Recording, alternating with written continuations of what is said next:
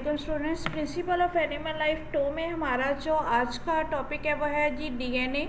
Previous lecture में हमने ये डिस्कस किया था कि जेनेटिक मटेरियल क्या चीज़ है और किस तरह से इस चीज़ को प्रूव किया गया कि जो डीएनए है वो बेसिक जेनेटिक मटेरियल है जो कि कैरेक्टरिस्टिक्स के ट्रांसफ़र के लिए रिस्पॉन्सिबल होता है।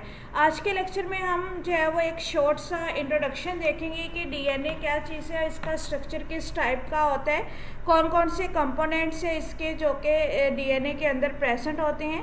सबसे पहले ये है कि डीएनए है क्या चीज़। अगर हम डीएनए का एब्रीवेशन देखें तो इसका एब्रीवेशन होता है deoxy ribo nucleic acid. Deoxy इसलिए कहते हैं कि राइबोस शुगर के अंदर से इन केस ऑफ डीएनए जो राइबोस शुगर है उसके अंदर से ऑक्सीजन को रिमूव करवा दिया जाता है, तो विदाउट ऑक्सीजन जो राइबोस शुगर है वो डीऑक्सी राइबोस हो जाती है। इस वजह से जो डीऑक्सी राइबोस शुगर की वजह से जो न्यूक्लिक एसिड बनता है उसको हम डीऑक्सी राइबो न्यूक्लिक एसिड यानी कि डीएनए कहते हैं। डीएनए जो है वो एक डबल स्ट्रैंड मॉलिक्यूल है that is twisted into a helix. जो दोनों स्ट्रैंड होती हैं वो एक स्पाइरल तरीके से इस तरह से एक दूसरे के ऊपर जो है वो लिपटे हुए होते हैं और इनकी जो है वो एक हेलिकल जो है वो एक स्प्रिंग की तरह की जो शेप है वो इनकी नज़र आती है। देखने में ये आपको एक स्टेयर केस यानी कि एक सीढ़ी की तरह का जो है वो नज़र आ रहा होगा। अब अगर हम इनकी कंपोजिशन की बात करें तो हमने देखा कि डीएनए जो है वो डबल हेलिक्स है यानी कि इसके 2 स्ट्रैंड्स होते हैं। तो हर स्ट्रैंड के अंदर जो उसकी बैकबोन होगी यानी कि उसका जो बेसिक सैंपल होगा, बेसिक टेम्पलेट होगा, वो बना होता है शुगर फास्फेट से। यानी कि डीएनए के अंदर शुगर फास्फेट बैकबोन प्रेजेंट होती है जिसमें शुगर और फास्फेट के दरमियान जो है वो हाइड्रोजन बॉन्डिंग के ज़रिए लिंक हुआ होता है। देन डीएनए के अंदर जो है वो नाइट्रोजनस बेसिस प्रेजेंट होती हैं। बेसिकली 4 टाइप की बेसिस हैं जो कि डीएनए के अंदर प्रेजेंट होती हैं, that are adenine, thymine, guanine and cytosine. इसमें इनकी जो बेसिस हैं वो पेयरिंग की शक्ल में होती हैं और पेयरिंग कुछ इस लिहाज से होती है कि एडनिन जो है वो हमेशा थायामीन के साथ पेयर करती है और जो गवानीन है वो हमेशा साइटोसिन के साथ जो है वो अपना पेयर बनाती है। इसके बाद इनका देखें जब बेसिक स्ट्रक्चर में डीएनए की शुगर फास्फेट की बैकबोन आ जाती है और 4 वेरिएबल नाइट्रोजनस बेसिस है यानी कि नाइट्रोजन बेसिस जो है वो वेरी करती हैं। और जो इनका ओवरऑल स्ट्रक्चर होता है डीएनए का, जिसमें हम देखते हैं कि एक डीऑक्सी राइबोस शुगर है, उसके साथ एक फास्फेट ग्रुप अटैच है जो कि हाइड्रोफिलिक नेचर का है और एक उसके साथ नाइट्रोजन बेस अटैच है जो कि हाइड्रोफोबिक नेचर की है। ये जो पूरे का पूरा स्ट्रक्चर है a sugar along with its phosphate group and nitrogen base, इस पूरे स्ट्रक्चर को हम कहते हैं ये एक न्यूक्लियोटाइड है। लेकिन अगर शुगर और नाइट्रोजन बेस की बात करें, इनके साथ फास्फेट ग्रुप अटैच ना हो, तो ये वाला जो स्ट्रक्चर है शुगर एंड नाइट्रोजन बेस का, इसको हम बोलेंगे ये न्यूक्लियोसाइड है। जैसे देखें कि जो न्यूक्लिक एसिड है वो बेसिकली पॉलीमर नेचर के होती हैं, लेकिन जो न्यूक्लियोटाइड्स होती हैं वो मोनोमर होते हैं यानी कि सिंगल न्यूक्लियोटाइड्स होते हैं।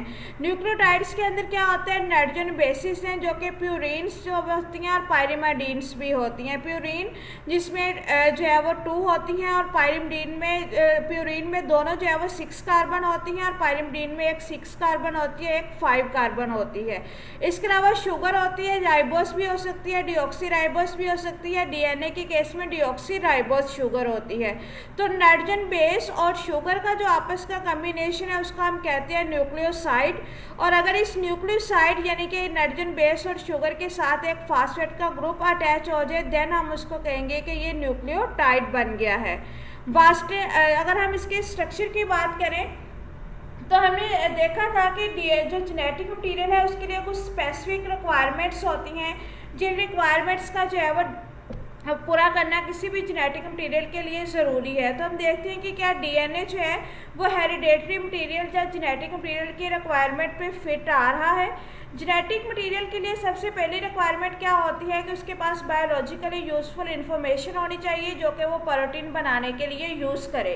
अगर हम डीएनए के केस में देखें तो डीएनए के केस में एक स्पेसिफिक जेनेटिक कोड होता है यानी कि 3 बेसिस का एक ग्रुप होता है जिसको हम कहते हैं कोडोन या जेनेटिक कोड। वो जो जेनेटिक कोड होता है वो मखसूस होता है एक अपने स्पेशल अमाइनो एसिड को गाइड करने के लिए, और वो जो अमाइनो एसिड होता है वो नेक्स्ट फिर प्रोटीन्स को को बनाता है। इसके अलावा जो जेनेटिक मटीरियल है वो फेथफुली रिप्रोड्यूस होना चाहिए और ऑफस्प्रिंग्स में ट्रांसमिट होना चाहिए। तो डीएनए के केस में हम देखते हैं कि कम्प्लीमेंट्री बेस पेयर की वजह से जो डीएनए है वो बिल्कुल एग्जैक्ट अपनी फोटोकॉपीज बना लेता है, और क्योंकि ये जर्म सेल्स के अंदर है तो जर्म सेल्स के थ्रू ये नेक्स्ट डॉटर सेल्स के अंदर पास आउट भी करता है। इसके अलावा जेनेटिक मटीरियल जो है उसके अंदर ये स्टेबिलिटी होनी चाहिए कि वो लिविंग ऑर्गेनिज्म के अंदर स्टेबल रह सके, यानी कि उसका जो नॉर्मल बॉडी एनवायरनमेंट है, नॉर्मल बॉडी एनवायरनमेंट के अंदर वो स्टेबल है। अगर बॉडी एनवायरनमेंट के अंदर कोई फ्लक्चुएशन आती है तो उस सूरत में तो उसके अंदर कोई ना कोई डैमेज आ सकता है, लेकिन नॉर्मल में वो स्टेबल होना चाहिए। तो डीएनए के केस में हम देखते हैं कि इसके अंदर शुगर फास्फेट बैकबोन होती है, जिसके अंदर कोवलेंट बॉन्डिंग होती है, हाइड्रोजन बॉन्ड्स होती हैं, जिसकी वजह से जो डीएनए है वो स्टेबल होता है। इसके अलावा जेनेटिक मटीरियल जो है must be capable for incorporating stable change, यानी कि अगर उसके स्टेबिलिटी में किसी किस्म का चेंज आता है तो उसको बियर करने के, उसको बर्दाश्त करने के काबिल और फ़ौरन से टूट नहीं चाहे। तो डीएनए के केस में हम देखते हैं कि जब इसके अंदर म्यूटेशन आती है, नंबर ऑफ क्रोमोसोम में चेंज आता है या स्ट्रक्चर ऑफ क्रोमोसोम में चेंज आता है, तो पूरे का पूरा डीएनए ख़त्म नहीं हो जाता, बल्कि वो कोशिश करता है उस एबनॉर्मेलिटी को, उस म्यूटेशन को बियर करने की, या फिर उसके केस में सिर्फ मखसूस पार्ट के अंदर ही अबनॉर्मेलिटी कास होती है। वास्टिन एंड क्रिक जो है वो डीएनए के लिए, डीएनए की स्टडी के लिए एक मॉडल है जिसको डीएनए की स्टडी के लिए मोस्ट कॉमनली यूज़ किया जाता है। अकॉर्डिंग टू वास्टिन एंड क्रिक मॉडल, जो डीएनए की साइड, डीएनए जो है वो एक लैडर लाइक यानी एक सीढ़ी की तरह होता है, जिसमें उसकी जो साइड्स हैं वो फास्फेट और डीऑक्सीराइबोस से मिलकर बनी होती है। जो उसके रंग्स यानी कि उसके अंदर स्टेप्स होते हैं सीढ़ी के, वो जो स्टेप लाइक स्ट्रक्चर है वो बेस पेयर की मदद से मिलकर बना है। 4 टाइप के बेस पेयर्स होते हैं और जो कि आपस में हाइड्रोजन बॉन्डिंग के जरिए जो है वो एक दूसरे के साथ अटैच होते हैं। डीएनए की जो डबल हेलिक्स है वो हमेशा एक दूसरे के एंटी पैरेलल होती है। इट्स मीन कि अगर एक एंड जो है वो 5 to 3 है तो दूसरा जो है वो 3 to 5 होगा। बेस पेयर्स की अगर हम बात करें तो एडेनिन और थायमिन के दरमियान डबल बॉन्ड होता है और ग्वानिन और साइटोसिन के दरमियान ट्रिपल बॉन्ड होता है। अब ये जो शॉर्ट सा हमने डीएनए का इंट्रोडक्शन पढ़ा है, यानी कि थोड़ा सा ओवरव्यू लिया है कि डीएनए का स्ट्रक्चर कैसा होता है, बहुत ज़्यादा डिटेल में हम इसको नहीं पढ़ेंगे।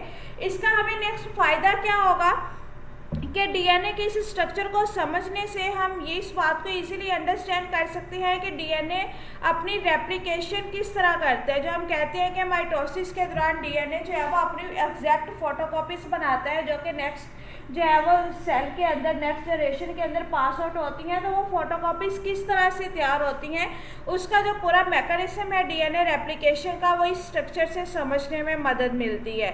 सेकंड जो है वो इसके जरिए हम ये जो है वो इजीली अंडरस्टैंड कर सकते हैं कि डीएनए जो है वो मखसूस प्रोटीन्स बनाने के लिए कोडिंग किस तरह से करता है, जो कोड है वो किस तरह से बनते हैं, कैसे वो एक्ट करते हैं, कैसे वो अपने मखसूस प्रोटीन की जो सिंथेसिस है उसको कंट्रोल करते हैं। तो ये जी आपका एक बिल्कुल शॉर्ट सा टॉपिक था डीएनए स्ट्रक्चर का। जो बेसिक टॉपिक है आपका वो होगा डीएनए रेप्लिकेशन का और डीएनए से प्रोटीन्स के बनने का, जो कि हम नेक्स्ट जो है वो इसको ब्रीफली डिस्कस करेंगे।